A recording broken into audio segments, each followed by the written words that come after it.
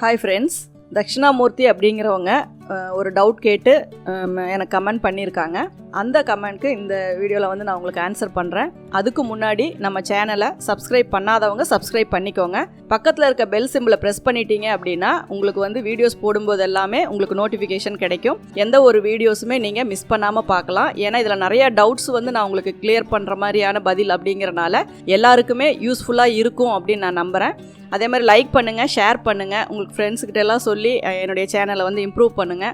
அதே மாதிரி உங்களுக்கு என்ன டவுட்ஸ் இருந்தாலும் நீங்கள் கமெண்ட்ஸில் போடுங்க. அதுக்கு வந்து நம்மக்கிட்ட வீடியோஸ் இருந்துச்சு அப்படின்னா உங்களுக்கு அதை வந்து நான் லிங்க்கில் போடுறேன். சப்போஸ் அப்படி நீங்கள் கேட்குற டவுட் இப்போ வரைக்கும் நான் இன்னும் எதுவுமே வீடியோஸ் போடலை அப்படின்னா நான் அதுக்கான வீடியோஸ் எடுத்து நான் உங்களுக்கு போடுறேன். கண்டிப்பாக நீங்கள் கேட்குற எல்லா வீடியோஸுமே, நிறைய பேர் மாடல் ப்ளவுஸு, ஒரு சில மாடல், ஒரு மாதிரி ஸ்லீவ்ஸ் இதெல்லாமே கேட்டிருக்காங்க. அது எல்லாமே வந்து நான் கம்பல்சரி நான் வந்து வீடியோவாக உங்களுக்கு நான் வந்து போடுறேன்.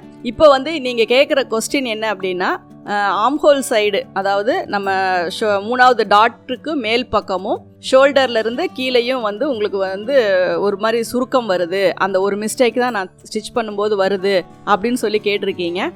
இது வந்து நீங்கள் ஃபஸ்ட்டு நம்ம பார்க்க வேண்டியது லைனிங் ப்ளவுஸ் அப்படின்னா அதில் வந்து நீங்கள் லைனிங்கோட நீங்கள் அட்டாச் பண்ணுற மெயின் கிளாத் வந்து கரெக்டாக உங்களுக்கு வந்து ஃபிட்டாக இருக்கான்னு பாருங்கள். ஏன்னா அது வந்து உங்களுக்கு டோட்டலாக ரெண்டு கிளாத்லேயுமே சுருக்கம் வராது. லைனிங் வந்து நமக்கு நல்லா கரெக்டாக ஃபிட்டிங் இருக்கும், மேலே இருக்க கிளாத் மட்டும் லூஸ் வரும், ஒரு சுருக்கம் வரும். அதை முதல்ல கிளியர் பண்ணிக்கோங்க. ஏன்னா லைனிங்கில் மட்டும் ப்ராப்ளம் வருதா, உள்ளே இருக்க கிளாத்லேயும் ப்ராப்ளம் வருதா, இல்லை நார்மல் ப்ளவுஸில் இந்த ப்ராப்ளம் வருதா அப்படிங்கிறத பாருங்கள். ஏன்னா நீங்கள் ஆம்ஹோல் டாட் வந்து அதிகம் பிடிக்காதீங்க.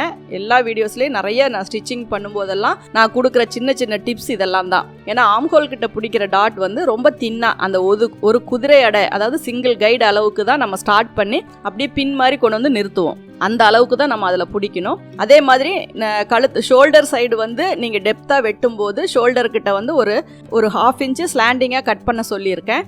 அதே மாதிரி ஃப்ரண்ட்டில் வந்து ஒரு 1/4 இன்ச்சு அல்லது ஒரு 1/2 இன்ச்சு நான் கட் பண்ண சொல்லியிருக்கேன். இது எல்லாமே நீங்கள் பார்த்துட்டு நீங்கள் ஸ்லீவ் அட்டாச் பண்ணும்போது உங்களுக்கு பாடி சைடு வந்து எந்த ஒரு சுருக்கமோ எந்த ஒரு இதுவுமே வராது.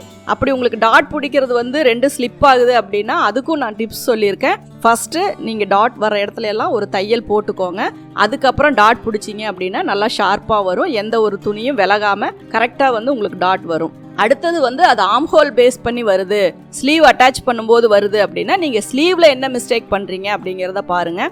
ஸ்லீவ் சைடில் பார்த்தீங்க அப்படின்னா நான் ரொம்ப லீனாக இருக்கவங்களுக்கு ஆம்ஹோல் ஸ்லீவ் வந்து ரொம்ப தின்னாக இருக்கவங்களுக்கு எல்லாமே கொஞ்சம் வந்து நான் ஆம்ஹோல் வந்து நல்லா உள்ள டெப்த் பண்ணியே கட் பண்ணுங்க அப்படின்னு சொல்லியிருக்கேன். அந்த இதையும் நீங்கள் ட்ரை பண்ணி பாருங்கள். ஏன்னா மேக்ஸிமம் நீங்கள் சொல்கிற இந்த இது வந்து முன்பக்கம் டைட்டானாலுமே இழுக்கும் போது அந்த இடத்துல சுருக்கம் வரும். அதனால் ஃபிட்டிங்ஸ் வந்து கரெக்டாக, நெக்குனா கரெக்டாக நீங்கள் 6.5 இன்ச்சு வைக்கிறீங்க அப்படின்னா அந்த 6.5 இன்ச்சு கிட்ட உங்களுக்கு கரெக்டாக நெக்கு நிற்கணும். அப்போ தான் வந்து நீங்கள் ஸ்டிச் பண்ணுற மெத்தட் வந்து கரெக்டாக இருக்கும். நீங்கள் 6.5 இன்ச்சுக்கு வச்சுட்டு நீங்கள் டைட்டாக இருக்குது போடும்போது 7-7.5 பக்கம் கீழே இறங்கி வருது அப்படின்னா நீங்கள் ப்ளவுஸ் போடும்போது உங்களுக்கு அது டைட்டாக இருக்குது. அப்போ நீங்கள் அந்த செஸ்ட் ரவுண்ட் எல்லாமே நீங்கள் கரெக்ட் பண்ணீங்க அப்படின்னா தான் அந்த சுருக்கமெல்லாம் இல்லாமல் நம்ம கரெக்ட் பண்ண முடியும். அதனால் ஒரு சின்ன சின்ன விஷயங்களை மட்டும் நீங்கள் கவனிச்சிங்கனாவே போதும், ஒரு ப்ளவுஸை வந்து நீங்கள் நீட்டாக ஃபினிஷ் பண்ண முடியும். நீங்கள் ட்ரை பண்ணி பாருங்கள். தேங்க்யூ. பார்த்து யூஸ் பண்ணிக்கணும் அப்படின்னா இந்த சேனலை சப்ஸ்கிரைப் பண்ணுங்கள், பெல் பட்டன் ப்ரெஸ் பண்ணுங்கள், உங்கள் ஃப்ரெண்ட்ஸ் கிட்ட ஷேர் பண்ணுங்கள். அதில் ஏதாவது உங்களுக்கு கமெண்ட்ஸ் தெரிவிக்கணும்னா கமெண்ட்ஸ் பாக்ஸில் போடுங்க. தேங்க்யூ ஃபார் வாட்சிங்.